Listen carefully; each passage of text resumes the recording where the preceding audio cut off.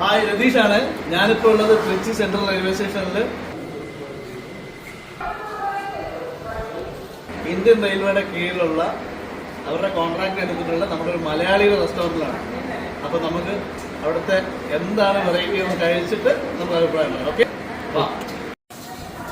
ഇതാണ് നമ്മുടെ main cook കേട്ടോ, രമൻ.